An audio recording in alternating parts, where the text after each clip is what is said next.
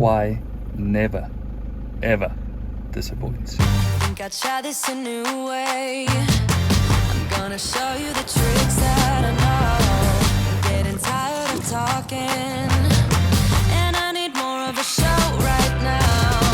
It's time that you made your mind up, 'cause lately all it ever does is change. Feels like we're only talking, going round and around, back around. I will fight like no other every day. I won't stop like the others. I will stay. 'Cause now is the right time, and I'm feeling alright. I'm playing your game like I know I can win right now. It's a fun, you got me into. Magotho is named after the camelthorn trees that grow on the bank of the Khwai River in this area.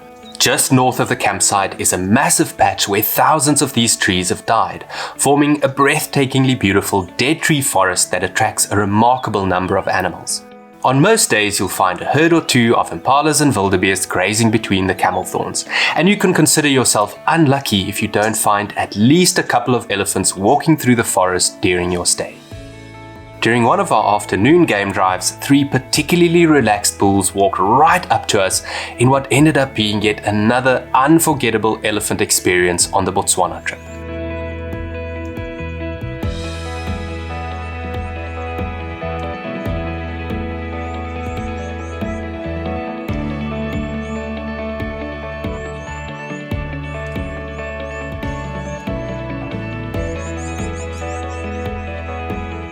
Yeye and I spent at least an hour drive slowly driving through the dead tree forest, not only because the landscape is so dramatic and beautiful, but also because I've had some amazing leopard sightings here in the past.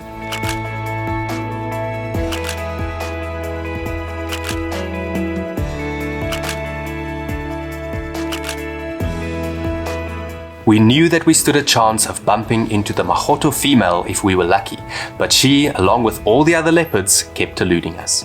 On the third morning, however, our efforts were rewarded. Shortly after 6 a.m, close to campsite number 13, we heard some impala alarm calls. Seconds later, we spotted a big, beautiful lioness on the edge of the dead tree forest. She seemed to be looking for the other members of her pride, walking with purpose, stopping to sniff the ground every now and again, and continuously giving soft contact calls.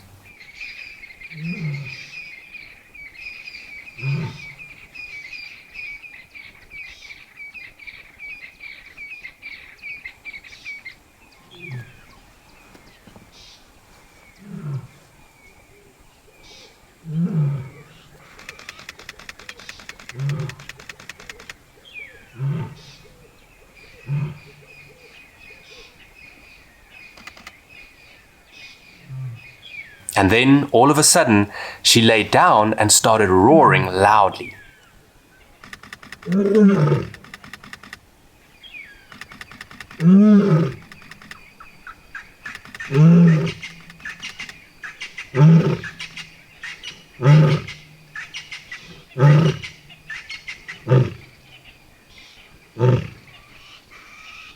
She was extremely alert, constantly turning her head, listening for a response.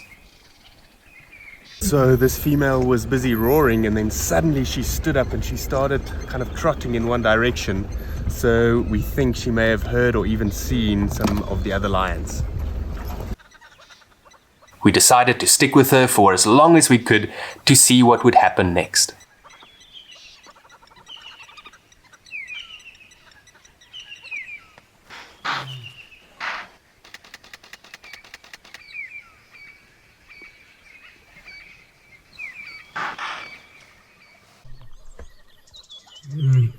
We finally got some other lions responding, just a little bit further south of us.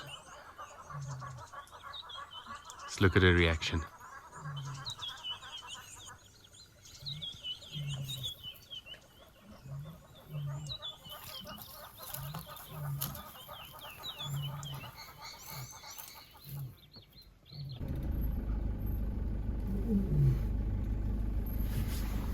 Let me tell you, Khwai never, ever disappoints.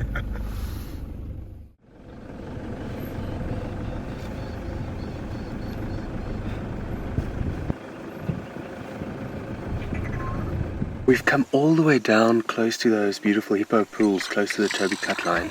It's basically where Chobe, Moremi and Khwai comes together. This female's finally stopped at the water, and we now see 5 lions on the other side. Probably the lions we've been hearing every night since we got here. They watched her very carefully as she approached the river, and one of the young males even got up to have a closer look, presumably to make sure that the lion they'd been hearing all morning was indeed one of their pride members. Yeah, it looks like she wants to cross, but man, there's lots of water here. Not sure how she's going to do it, but this should get interesting.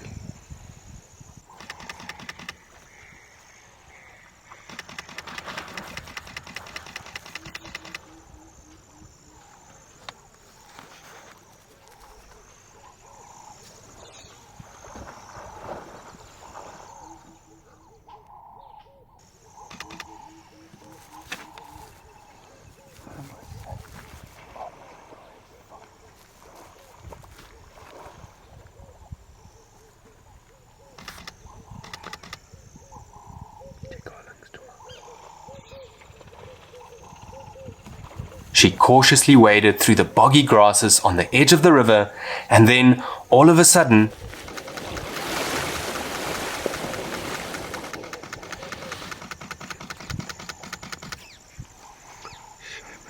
This poor lioness, she's trying to cross, but there's hippos in the river and they don't want to let her through. And the rest of the pride's waiting for her literally, 20 meters away? like Yei said, Khwai never ever disappoints. We couldn't believe what we had witnessed and were anxious to see what her next move was going to be. She had come too far to give up now. Covered in mud and water, she walked a little downstream to where the river was even narrower. And then she crossed.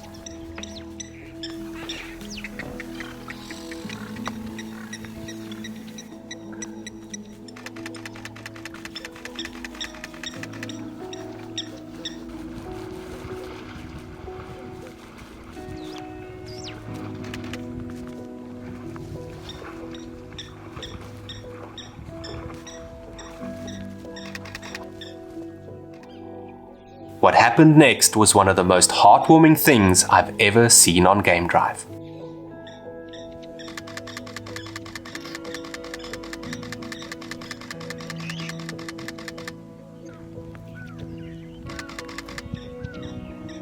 Wow.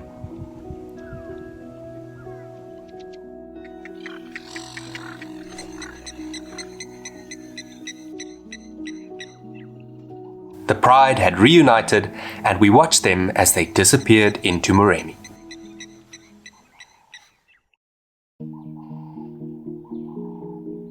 The Khwai River is the lifeblood of this area, and just like with the Dead Tree Forest, we spent countless hours driving up and down along it, not only because of the stunning scenery, but also because of all the animals that it attracts.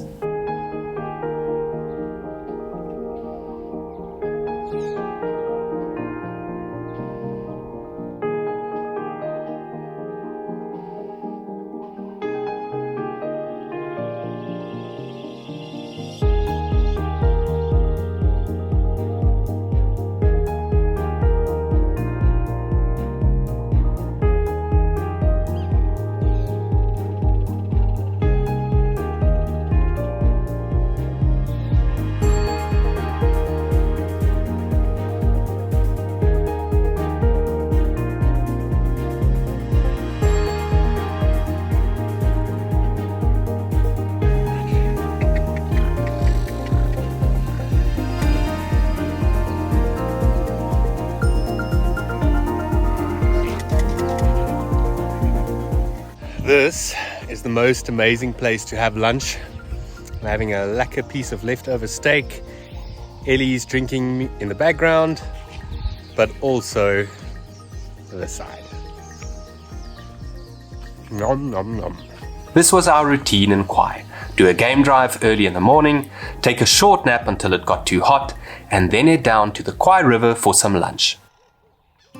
If we weren't eating leftovers, we would quickly prepare some trail food. The Trail Food Company was one of 6 amazing companies that supported us during the Botswana trip.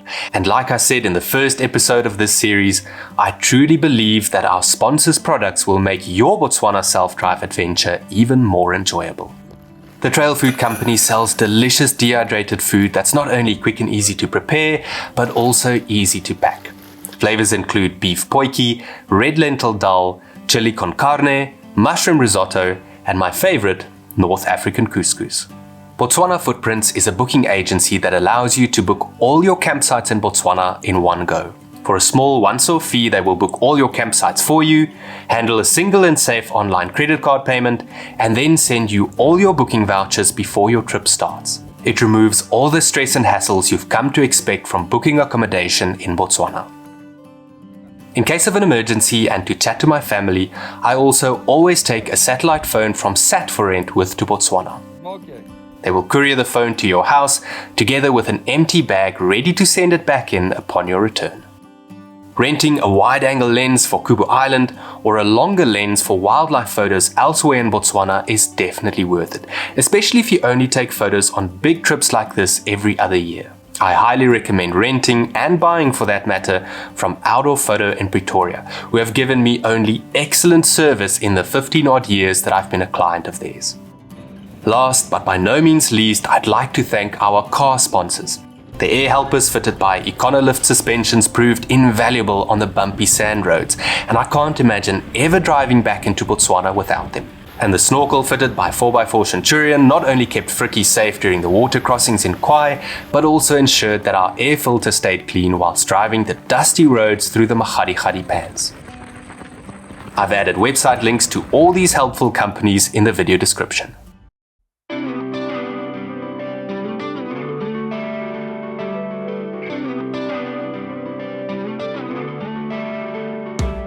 As you've seen throughout this series, traveling to Botswana in October is excellent for game viewing, since all the water sources attract loads of animals.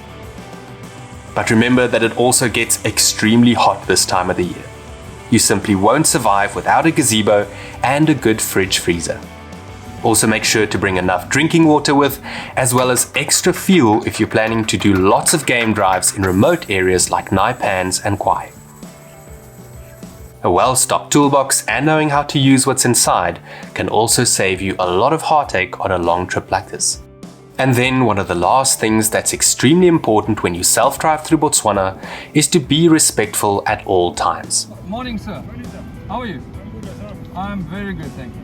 To the officials that welcome you, to other campers that come for the peace and quiet, to safari guides that drive paying guests from nearby lodges, and most importantly, to the animals that allow us to share their unspoiled spaces.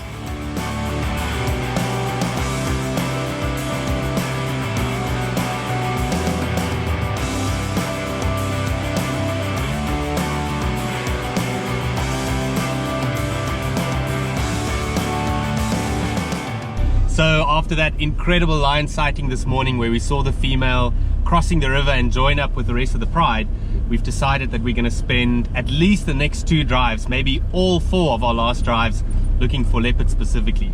Hopefully it's going to be the Magotho female with that cub, and we'll start our efforts here in the dead tree forest. That's incredibly beautiful. We didn't have much luck in the dead tree forest, but then the following morning We woke up to the sound of vervet monkeys at about 20 to 4 this morning, and it's now after 5:30 and they're still going very close to our campsite, and there's leopard tracks up and down for a female. So she's right here somewhere, but we're struggling a little bit to find her. we kept on searching along the river for the rest of the day, and then finally around 5:45 that evening, All the hard work of the last 2 days has finally paid off. We just bumped into the Magotho female leopard.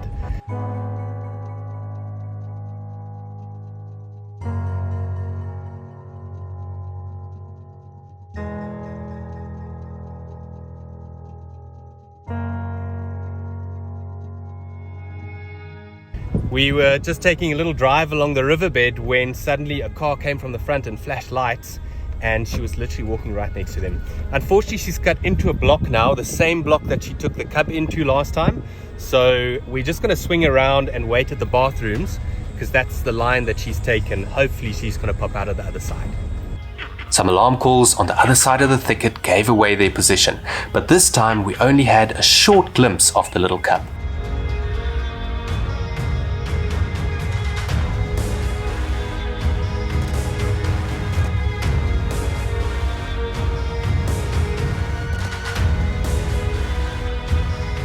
Yeye and I really had been incredibly lucky over the past couple of weeks, seeing things that we never would have expected.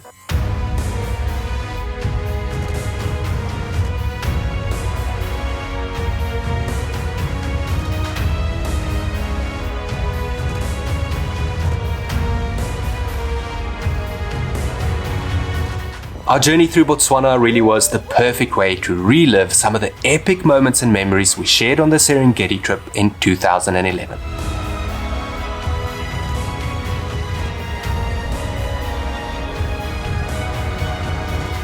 But more importantly, we made new memories and strengthened a bond that I'm eternally grateful for. Thank you so much for watching the Botswana Trip series here on YouTube. If you enjoyed it, please like this video, subscribe to the channel if you haven't done so already, and ask any question you might have about Botswana in the comments below. Until next time.